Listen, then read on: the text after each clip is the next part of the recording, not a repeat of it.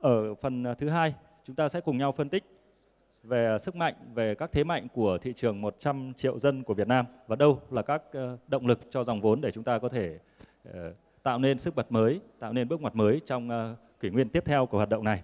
Và đâu những lĩnh vực nào trong các hoạt động kinh tế của Việt Nam sẽ trở thành điểm nhấn, điểm thu hút đối với các nhà đầu tư. Ngay sau đây, chúng tôi xin được công bố các diễn giả sẽ tham gia thảo luận ở trong phiên thứ hai. Xin trân trọng giới thiệu và kính mời lên sân khấu ông Phan Ly, Giám đốc điều hành Quỹ đầu tư Warburg Pincus, bà Jiong Park, Phó Giám đốc Trung tâm Xúc tiến M&A Toàn cầu, Cơ quan Xúc tiến Thương mại và Đầu tư Hàn Quốc KOTRA. Xin được giới thiệu ông Masataka Samyoshida, Giám đốc điều hành cấp cao của tập đoàn Recorp Nhật Bản. Xin được trân trọng giới thiệu ông Neil McGregor, Tổng Giám đốc công ty Samview Việt Nam. Xin trân trọng kính mời ông Lê Viết Anh Phong, Phó Tổng Giám đốc phụ trách dịch vụ tư vấn tài chính, công ty Deloitte Việt Nam. Và điều phối cho phiên thứ hai với chủ đề sức hút thị trường 100 triệu dân, xin được kính mời ông Dominic Craven, Chủ tịch Dragon Capital. Xin được mời các vị diễn giả có tên và ông Dominic Craven sẽ lên phía trên sân khấu để chúng ta bắt đầu nội dung phiên thứ hai. Xin trân trọng kính mời các vị.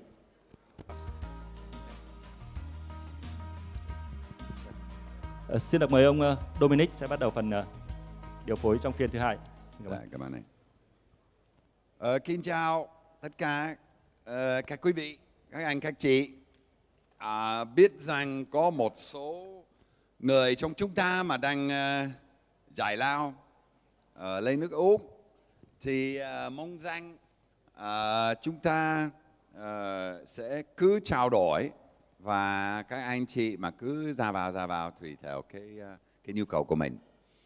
Thì đây là một phiên thứ hai của cái hội thảo chúng ta hôm nay mà có đặt tựa là sức hút của thị trường 100 triệu dân. Thì chúng ta sẽ trao đổi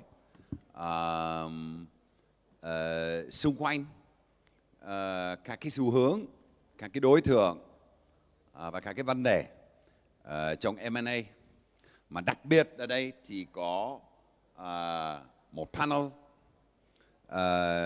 mà một chút xíu mà chúng ta sẽ nhờ họ tự giới thiệu mình. Nhưng mà lưu ý ở đây đó là và cũng xin thông cảm là có mỗi một anh Phong là người Việt, cho nên để mà nó đỡ hơn thì cái phiên này sẽ được giao dịch bằng tiếng Anh, và chúng ta có một cái cabin dịch ở phía sau. Thì như vậy là mong các anh chị thông cảm nhé. So to start with, could we perhaps ask the panel to introduce themselves very briefly, 1 to 2 minutes to introduce who you are, where you come from, and why you're interested in M&A. Please, Lee. Sure. Lee. My name is Lee Fan from Warburg Pincus. Warburg is a US-based private equity company with a large presence globally, and we entered the Asian market fairly early, established our first office in Hong Kong in 1994. In the past 20 plus years, we have been a major investor in markets like India, like China, and Vietnam has been quickly becoming one of our key markets here in Southeast Asia. Over the past few years, we have invested several companies in Vietnam with a total equity commitment of over $1 billion, which makes us the largest overseas PE investor investing in Vietnam. Obviously, our job as private equity fund, part of our job is to do M&A. So I guess this is why I'm here. Hopefully, we have an opportunity to share thoughts among each other in the panelists. Thank you. Ms. Park, please. Okay, nice to meet you. It's an honor for me to invite this fantastic forum. I'm Jeon Park from KOTRA. KOTRA is one of the Korean government organization which support Korean companies' overseas activities. My team, M&A team, is support Korean companies cross-border M&A, especially on the early stage, such as deal sourcing and the market research, because there are so large of demands from Korean companies of cross-border M&A, but it's a struggle for them to search some suitable deals for early stage. And the low closing rate, it is hard for private professionals to involve at this stage. So as the Korean government agency, our team launched our business 5 years ago. Okay. Thank you, Ms. Park. And Yoshida-san. My name is Sam Yoshida. I'm the Senior Managing Director of Rikoff Corporation. Rikoff Corporation has been in this forum for 7 years now. We have had the honor to participate for 7 consecutive years to this forum. Rikoff is a 31-year-old company. We are the oldest M&A firm in Japan. And we have established 2 schools via our founder in Vietnam. One in Ho Chi Minh in Tam Binh district, and the other one is in Hoa Lac in Hanoi. And this has been the motivation for our company to be active in Vietnam. Not only this reason, the fact that the Vietnamese growing market is attracting many of Japanese companies, not only big companies, but also small and mid-sized companies now, is the reason why we are still here. I hope we can contribute to the growing of the M&A market in Vietnam. Thank you. Thank you, and over to Neil. Good afternoon, everyone, and congratulations on the 10th M&A conference, a big milestone.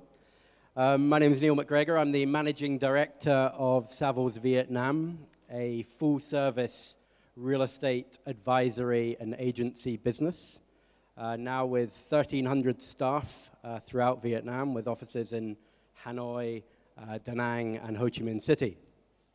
Apart from the market research and other areas of our business, we have been very active in the M&A area, working with various investors on some of the largest real estate transactions that have taken place over the last 10 years. And we hope that we will be involved in many more to come. Thank you. Kính thưa các quý vị tham gia diễn đàn, tôi là Phong, tôi phụ trách mảng tư vấn tài chính M&A của Deloitte Việt Nam. Thì Deloitte Việt Nam thì đã có 20 năm, coi như là 25 năm thành lập ở Việt Nam. Thì tôi là phụ trách mảng tư vấn M&A. Thì trong cái 5 năm vừa rồi thì có rất nhiều giao dịch M&A trên thị trường. Và mỗi năm thì chúng tôi tiếp cận khoảng 60-70 giao dịch trên thị trường. Và tôi đã làm cái nghề M&A này trong vòng khoảng 10 năm nay. Xin cảm ơn. Cảm ơn mọi người. Okay, so now we have introduced everybody.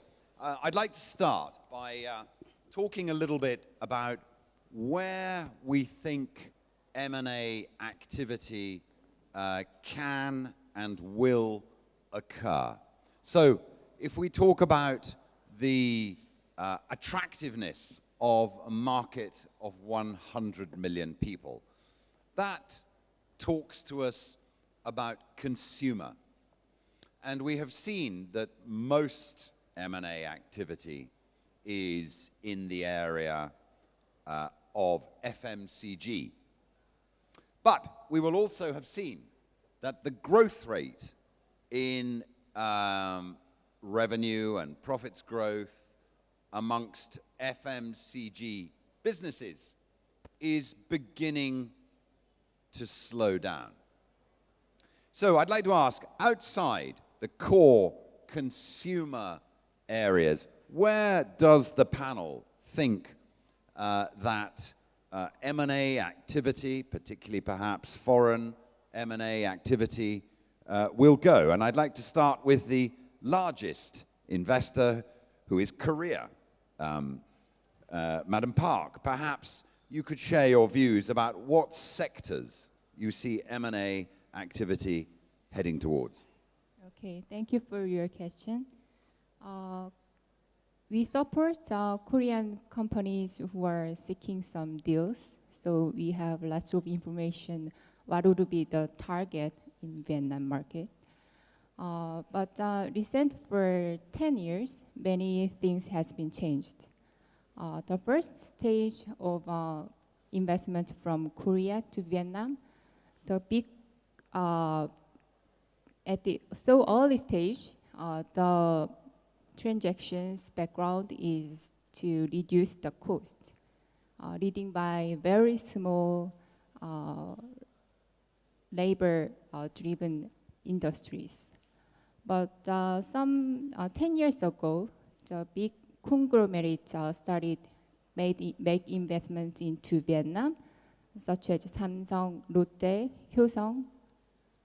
So it's for expanding their market in Asian countries. But nowadays, many small, medium-sized companies come to us to ask some deal information. It's so getting diverse. The industries are so various. So I think it is the best destination, the Vietnam, to combine the cost reduction and expansion the market for them. So recently, the service area is one of the interesting area for Korean companies to support Korean companies, big Korean companies who has already business in Vietnam. So outsourcing, logistics, and all the service companies came to us to share the information. And still, there are some manufacturers are seeking for some deals to reduce the cost and expand their market as well. And the pharmaceutical companies, the KPMG already mentioned before the previous presentation, also has lots of interest in Vietnamese market. So recently, the Daeung Pharmaceutical Company acquired Tabasco, which the second largest company in Vietnam. So it's not only the acquiring the equity of Vietnamese pharmaceutical company, it means the strategic alliance between Vietnamese and Korean companies. So Korean company transfer their advanced technology to Vietnam, and Vietnamese company strengthen their marketing for Korean companies' product. So two different strengthen make the company, target company, make bigger one. So nowadays, the strategic alliance is arise as the transaction background in Korea. Thank you, Madam Park. Từ cái điểm bắt đầu á, là các doanh nghiệp Hàn Quốc quan tâm đến các cái lĩnh vực sử dụng lao động giá thấp, thì bây giờ cái xu hướng của các nhà đầu tư Hàn Quốc tham gia vào các cái ngành năng lượng nặng, rồi các cái hậu cần, các cái dịch vụ. Và cũng xin báo cáo về hội nghị là 9 công ty Dragon chúng tôi là đối tượng được sự quan tâm của các hoạt động M&A của Hàn Quốc, và năm ngoái là công ty Dragon được tham gia 20% bởi một cái công ty trong tập đoàn Samsung. Cho nên chúng ta cũng biết được cái làn sóng của đầu tư của Hàn Quốc. Perhaps the second biggest investor is Japan. I'm not going to ask everybody, but maybe Yoshida-san, you could share with us a little bit of your views about the Japanese interest in... Okay, thank you, Dominique, for the question. I would like to say that the Japanese companies were becoming a little behind Korean these days. because of the lack of speed, lack of quick decision making, the information flow, the information request to be a little in a different ways than Vietnamese would expect. So, as you may know, Japanese companies have tried to collect as much as information as possible from the initial stage before making the decision, which is totally opposite of what Vietnamese companies would expect. But from this title of New Era, we feel after 7 years here that the trend will change. First of all, there will be 3 factors for that. One is that, as Ms. Park said, probably, the small and mid-sized Japanese companies are also starting to enter the Vietnamese market.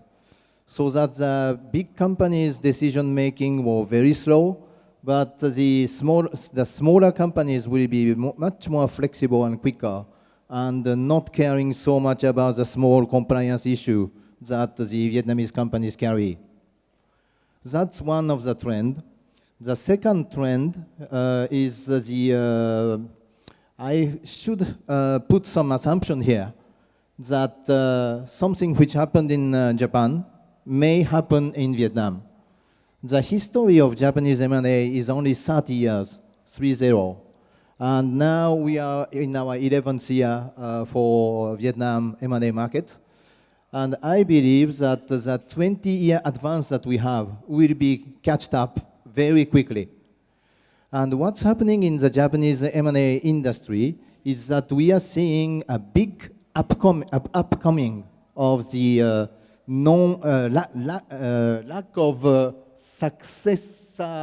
lack of successor-driven M&A. This means that after the war, Japan had 73 years now, and many of the companies have been founded after the war. And I'm sure you don't know the average age of the owner of these companies. The average age of this founder, owner of the businesses is almost 60 years. So now they are facing their retiring age, and they are trying to sell their companies a lot. The size of the M&A market in Japan, in terms of number of transactions, is 3,000, about 3,000. And now, the number of transactions for the lack of succession-driven M&A is 1/3 of the market. And it has grown by 6 times during the last 6 years. And in Vietnam, I already see maybe 20% of our portfolio transaction is driven by non-succession. So Vietnamese owners, founders are also facing some kind of lack of succession.